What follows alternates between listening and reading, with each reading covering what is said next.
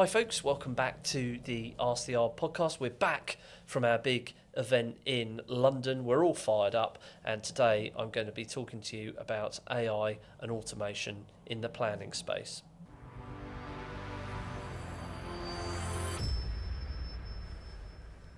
So there's a lot of chat around AI, and I think initially probably it's just worth going back in time a little bit and understanding why the speed of AI and automation is what it is. And I'm old enough, I know it doesn't look it, I'm knocking on the door of 50. I've got a particularly vicious moisturising regime, which is why I look so youthful and young. And back when I bought my first computer, which was around 2001, 2002, you actually had to fill in a form in a newspaper and you had to tick the boxes for the various things that you wanted. Maybe you wanted a printer, maybe you wanted, I don't know, some sort of fancy screen, etc., etc. But these things were ginormous and huge. And then you folded it all up and you put it in the post and off it went. And I think you had a choice of Dell, Compaq and maybe IBM or something like that. Weeks went by and you waited, and then eventually these ginormous boxes turned up in the post. You ripped them open with super enthusiasm, stuck them in the loft in case the computer ever broke, because that's what we used to do back in the day, keep every cardboard box we had ever been sent. I suspect that there are some lofts in the UK that are just nothing but cardboard boxes. But once we've got the computer set up, if you were lucky and you were in an area where it was possible, you could actually connect to the internet. And internet was done through dial-up, basically. So you plugged a cable into the wall, and these dial-up modems let you access the internet. And if you were lucky, you could get onto a website through something called an internet service provider. And what did we do once we all got onto the internet? Well, there were very few websites for a start. Everything was aggregated through a central page, and you basically could send messages to your mates and form chat rooms and all that kind of good stuff. And brave new world, really. It was good. It was good fun. But because the internet was based around these big clunky lumps of technology, that was the barrier to the adoption of the internet. It took time to not only put the infrastructure in terms of cabling and all that kind of good stuff, but it actually took time for people to be able to have the wherewithal, the funding, the means, the space to have these large desktop computers. So it took 20 years to get good penetration with the internet worldwide. Whereas now it's all on your mobile phone, isn't it? And when ChatGPT went live with, I think it was ChatGPT 3.5, so this is OpenAI's large language model in 2022, 2023, it was rolled out not only on the desktop but also a mobile app. So they've got instant market penetration. It took something like 6 months for them to get to their first 200 million users. They were at 100 million users in the first month, and that speed of adoption was basically enabled by the mobile phone. Now, this is where it gets interesting, because humans ultimately are just inherently lazy, aren't they? You know, we like to order food from our mobile phone, we like to order, whatever we need, we can get it in minutes through our phone. And because humans are lazy, when you give them a tool like ChatGPT, what are they going to do? They're going to use it to be lazy. They're going to produce poor quality content.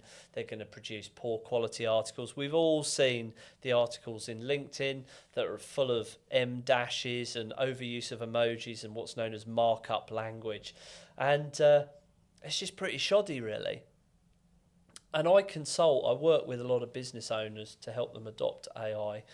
And they all want to look for ways to save money and accelerate growth, when really, where you should really start with is how you can best serve your customers. How can you give your customers the best experience possible? And to my mind, running an arboricultural and ecological consultancy, the best way to do that is to take the drudgery away from your staff, to enable them to do their best work, their human-centric work, to have those conversations with the architects, the planning consultants, the planners, the really important nitty-gritty work that can't be done by machines. So within our business, where are we using AI and automation at the moment? Well, we're using it for assisting with things like desktop studies. We're using it for doing menial tasks like following up to check that people's reports have been delivered and that they've landed in their inbox successfully. Local planning authorities now are starting to get access to tools to verify data to make sure that the documents that are coming through that need validating are all in order, and that is going to be really exciting because, as we all know, LPAs are massively underfunded. AI and automation can also be used on site. You can have AI-driven forms to assist with data collection, which is a really powerful thing. And where it can't be used at the moment is for report writing. And we have seen anecdotally our reports coming back through local planning authorities where they've either been ripped off by somebody that's asked us for a quotation, or somebody's just gone onto the planning portal and changed very few words basically to then try and support their own submission. And that really just doesn't work. Where's the future going with all of this? Well, from a general business perspective, voice is going to become huge. I think we're going to see less and less interaction with desktop computers and laptops, and we're going to see more and more interaction with people's phones and voice. So that's going to become a very powerful way of people accessing the internet. I think your website is going to become the back door to your business because AI agents are going to be doing the searching, and ultimately,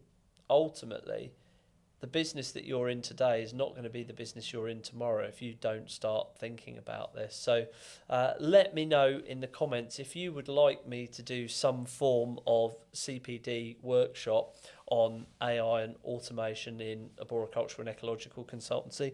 More than happy to put something together like that. We've got a couple of questions that have come in from listeners, which I've got written down in the background there. And Debbie, who is one of our clients in, well, I can't actually say where she's based, but she's based in London, has said that she'd love to know whether she can create videos using AI. And ultimately, Debbie, yes, you can do. It is possible, and it's getting better and better and better. And I think where the smart play, where you should really use this, is for standard operating procedures. So potentially you want to create a video for your staff that shows them how to perform a particular task. You can do text to video prompting on things like Gemini, Google's Gemini VO platform. That is very good at the moment. The other question I had in was from Steve, he's one of our subcontractors, one of our arboricultural consultants. And Steve was wondering whether he could get it to actually write his arboricultural data tables up. Well, you can do, but it depends on the data going in the first place. So there's a lot of folk at the moment that are rushing to buy off-the-shelf tools to assist them with AI in their business. And really, I don't think that is a good place to start. I think the best place to start with AI in any business, regardless of whether it's an arboricultural consultancy, ecological consultancy, architectural practice, landscapers, I think really the place to start is to look at what those 2 or 3 real crucial bottlenecks are within your business, and then see if you can use it to assist your customers with their journey and free up your people to do their best work.